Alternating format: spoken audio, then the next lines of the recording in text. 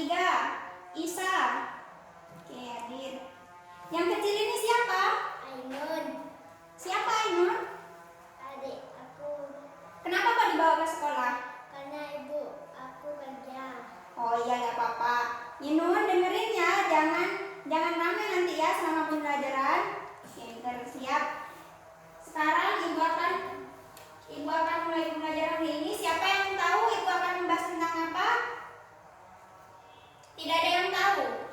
Baik, di sini ibu akan membahas tentang kejayaan umat Islam dan kemunduran kerajaan besar. Ini tidak kelihatan ya? Kelihatan. Kelihatan. Oke, ibu tulis lagi ya biar tambah enak. Ibu akan membahas tentang kejayaan umat Islam dan kemunduran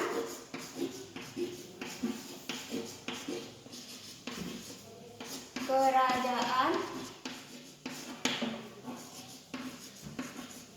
besar. Kelihatan? Kelihatan. Ada yang. Oke, di sini selanjutnya ibu akan membahas tentang. Nah, di sini ada peta konsepnya. Yang pertama, kejayaan umat Islam dan kemunduran kerajaan besar. Di sini yang peta konsep pertama ditambah tentang sejarah kotak pertama.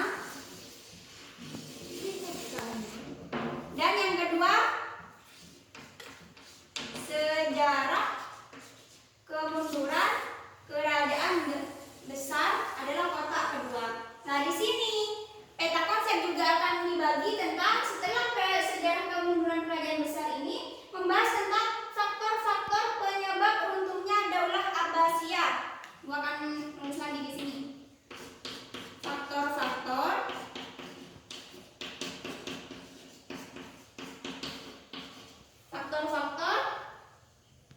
penyebab runtuhnya Daulah Abbasiyah. Penyebab runtuhnya Daulah Abbasiyah.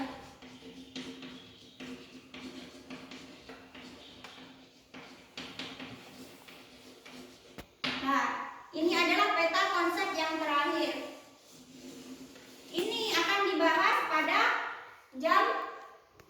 waktu setelah ini, maksudnya ibu akan menjelaskan selama pembelajaran berlangsung. Nah, oke, di sini ibu kan sudah menjelaskan, ibu akan selama pembelajaran ibu akan menjelaskan tentang sejarah kejayaan umat Islam dan sejarah kemunduran kerajaan besar, yakni yang juga akan bahas tentang faktor-faktor penyebab runtuhnya Daulah Abbasiyah. Nah, selama ibu menjelaskan jangan lupa dicatat ya. Ya. Nah, karena nanti di akhir ibu akan meminta setiap anak maju untuk menyimpulkan pembelajaran atau materi yang ibu sampaikan. Paham? Ya. Oke, baik. Yang pertama kita akan membahas tentang sejarah umat Islam. Nah, ibu akan hapus dulu ya.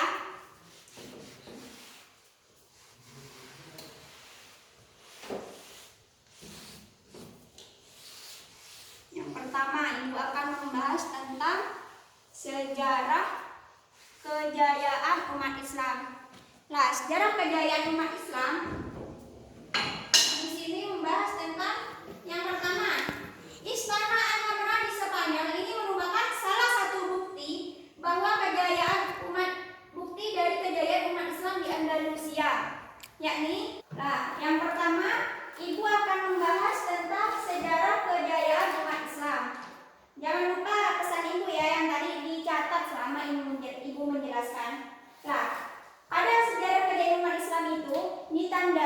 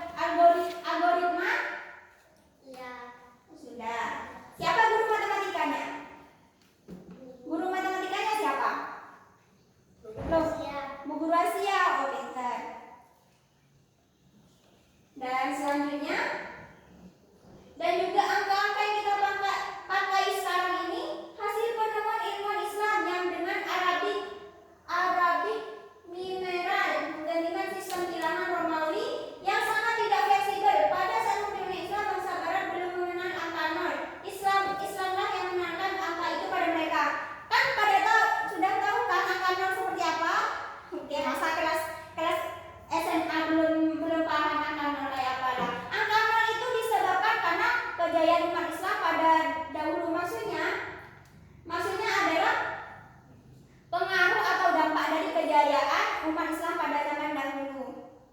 Oke, selanjutnya Ibu akan membahas tentang sejarah kemunduran kerajaan besar. Dengan adanya kemunduran kerajaan besar ini, terjadi pula kemunduran Islam. Salah satu kerajaan adalah Daulah Abbasiyah. Daulah Abbasiyah yang mengalami kemunduran hingga mengalami keruntuhan. Jadi kemunduran umat Islam ini karena disebabkan kerajaan besar yaitu Daulah Abbasiyah mengalami kemunduran. Nah, apa yang menyebabkan Daulah Abbasiyah ini mengalami kemunduran? Ada yang tahu? Tidaklah. Karena tidak ada yang tahu, Ibu akan menjelaskan yakni faktor-faktor yang mempengaruhi Daulah Abbasiyah mengalami kemunduran. Ini ada dua faktor. Yang pertama, faktor internal dan juga faktor eksternal. Apa? Internal dan eksternal. Faktor internal itu adalah faktor dari dalam. Faktor eksternal adalah faktor dari luar. Seperti contohnya, jika dalam masalah psikologi atau masalah kejiwaan, orang bisa mengidap penyakit jiwa atau gangguan mental, itu karena, dengarkan ya, jangan asik sendiri, lihat ke Ibu semua, fokus pada Ibu. Jika ada hal yang penting harus dicatat. Lah, yang ini kata Ibu, yang kenapa orang itu bisa menyebabkan orang itu bisa gila? Karena ada faktor dari dalam diri sendiri dan juga ada faktor eksternal yakni dari luar. Yang dari diri sendiri mungkin ada gangguan dari pacarnya atau diputusin pacarnya, kan banyak kan sekarang? Ngaku banyak ya kan? Ayo siapa? Lah, kalau yang faktor eksternal itu dari luar, kemungkinan besar tekanan dari pekerjaan seperti tidak diterima atau dicemooh orang lain karena memiliki keterbatasan atau tidak mempunyai kemampuan yang luar gitu dari yang lainnya. Nah, itu seperti itu contoh faktor internal dan eksternal. Nah, faktor internal dan eksternal dari kemunduran Daulah Abbasiyah ini disebabkan karena faktor internalnya yakni kemunduran dinasti Abbasiyah. Pertama, luasnya wilayah kekuasaan.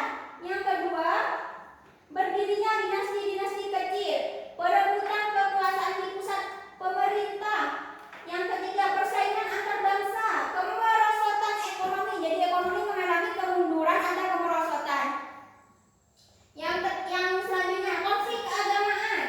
Yang setelahnya, gaya hidup bermewah-mewahan dan bersenang-senang, dan korupsi perkaya diri. Dan juga umat Islam meninggalkan ajaran agamanya serta sistem pergantian khalifah secara turun-menurun, serta juga khalifah usia muda yang tidak memiliki kemampuan kepemimpinan. Maksudnya dari usia muda yang tidak memiliki kemampuan memimpin ini, jika kita lihat, coba bayangkan, misal pada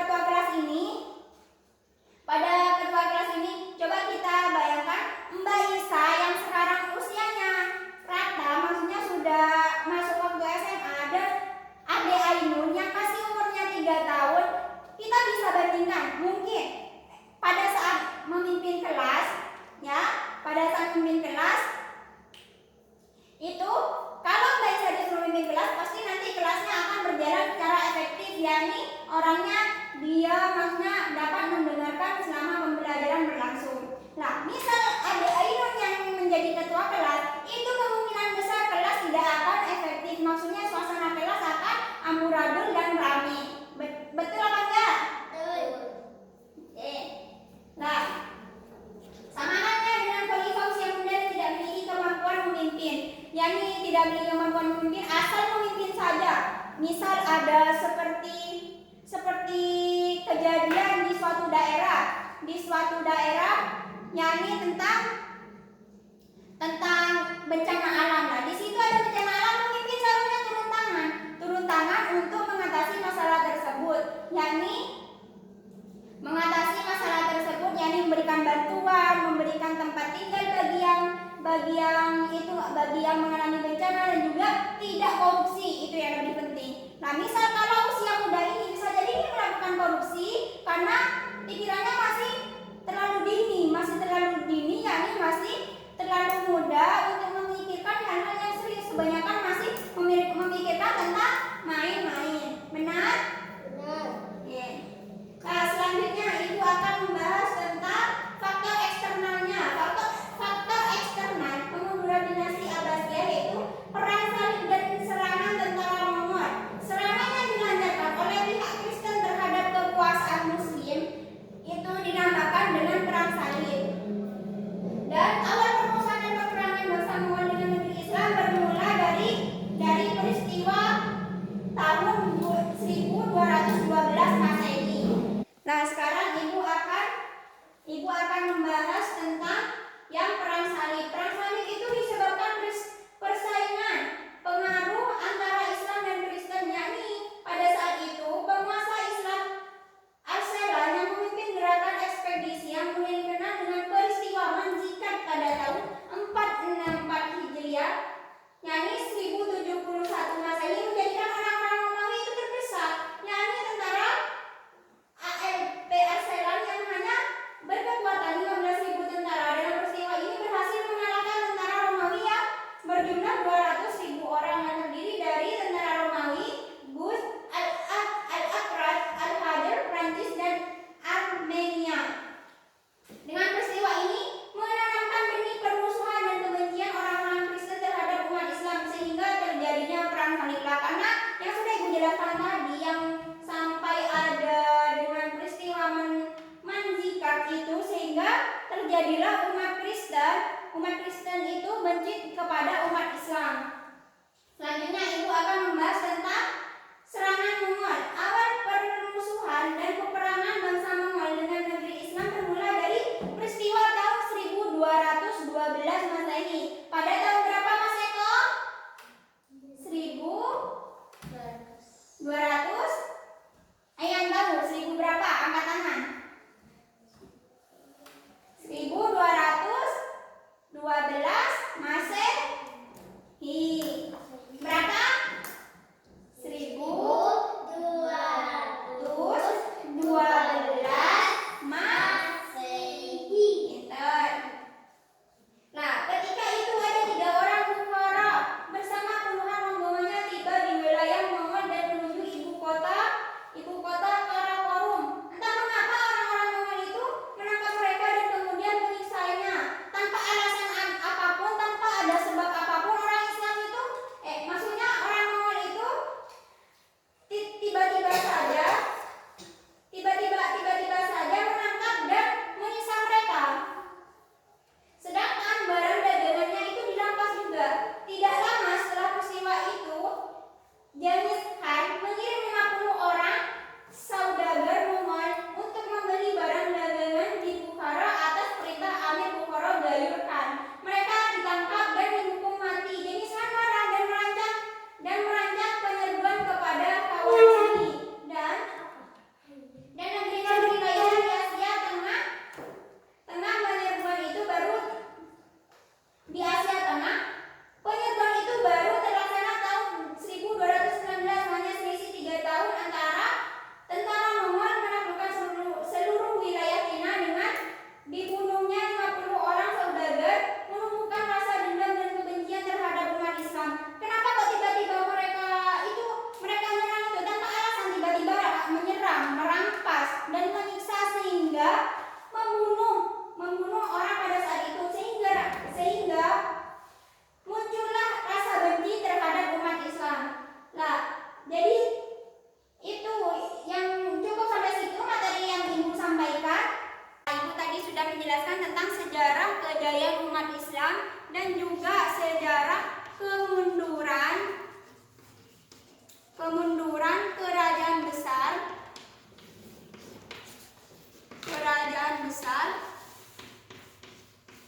yang dimana kerajaan besar ini menceritakan tentang sejarah kemunduran atau kemerosotan dinasti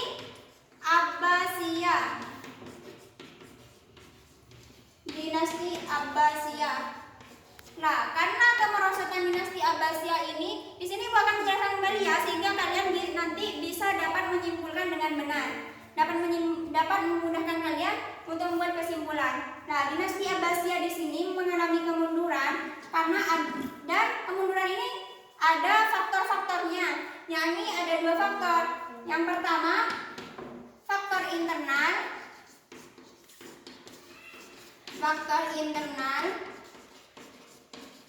Dan yang kedua, faktor eksternal.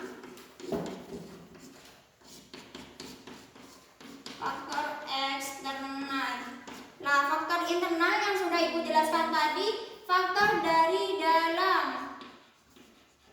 Yang eksternal adalah bisa disebut dengan faktor dari luar. Nah, oke. Tadi Ibu sudah menjelaskan tentang sejarah kejayaannya dan kemunduran kerajaan besar. Yang di dalamnya menjelaskan tentang dinasti Abbasiyah yang kemundurannya itu ada dua faktor. Nah, oke, karena materi sudah Ibu sampaikan, sekarang waktunya anak-anak setiap anak ini maju ke depan untuk membacakan kesimpulan yang sudah dicatat. Sudah menyiapkan kesimpulannya? Sudah. Oke. Yang pertama kan kesimpulan tentang sejarah kejayaan umat Islam. Silakan Mas Kafa maju ke depan untuk membacakan. Di sini. Oke. Sejarah kejayaan umat Islam. Bukti kejayaan umat Islam adalah Istana Alhambra di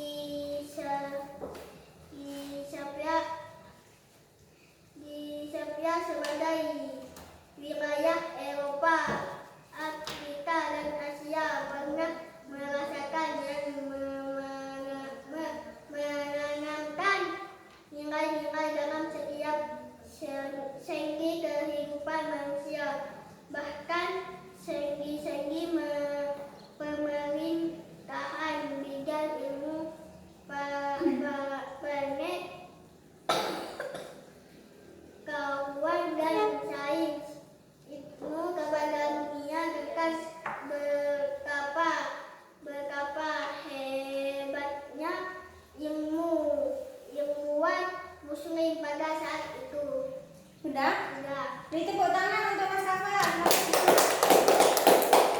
Nah, selanjutnya akan membahas tentang kemunduran kerajaan besar, yang dimana ditandai karena adanya kemunduran atau kemerosotan dinasti Abbasiyah. Itu kan ada dua faktor kan, faktor internal dari dalam dan faktor eksternal dari luar. Nah, sekarang coba simpulkan bagian faktor internal kemunduran dinasti Abbasiyah. Siapa yang mau maju? Oke, silakan Faisal maju. Faktor internal. Sinian, Mbak. Yang keras ya.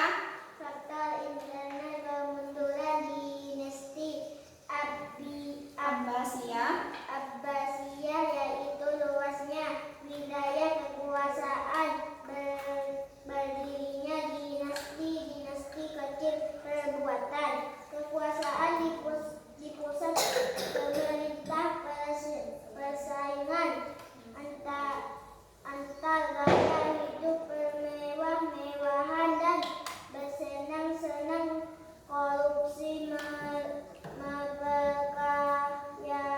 memperkaya diri sendiri. Umat Islam meninggalkan ajaran agamanya, sistem pergantian khalifah secara turun-menurun, serta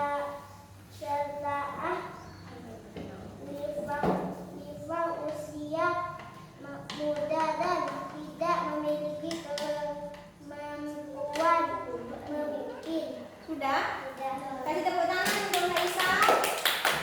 Oke, selanjutnya kita akan membahas kesimpulan tentang faktor eksternal, yakni faktor luar. Nah, karena semuanya sudah maju, silakan Mas Eko maju untuk membacakan kesimpulannya. Di sini, Mas. Oke, baca. Faktor terkenal Eksternal kemunduran dinasti Abbasiyah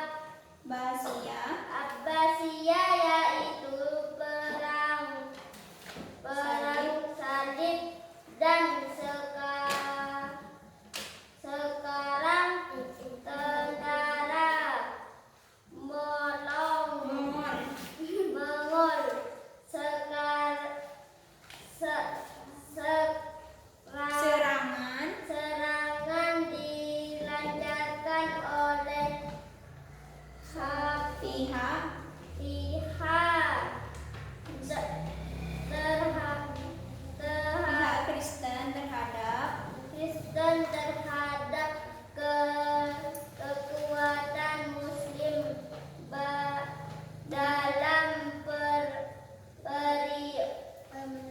periode periode Masehi Masehi yang dikenal dengan salib awal permusyawarah oh benar lanjut dan peperangan peperangan bangsa Mongol bangsa Mongol dengan negeri Islam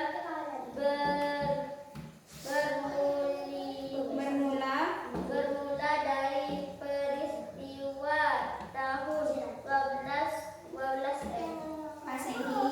Terima kasih Mas. Tepuk tangan untuk Mas Eko. Oke, baik. Karena kesimpulan sudah dibacakan oleh anak-anak ini, terima kasih ya. Terima kasih sudah mengikuti pembelajaran hari ini yang membahas tentang sejarah kejayaan umat Islam dan juga sejarah kemunduran kerajaan besar. Terima kasih sudah mengikuti pembelajaran hari ini. Semoga ilmu yang kita dapatkan bermanfaat untuk kehidupan dunia dan akhirat. Terima kasih, cukup sekian dari Ibu. Dan untuk menutup hari ini, silakan dipimpin doanya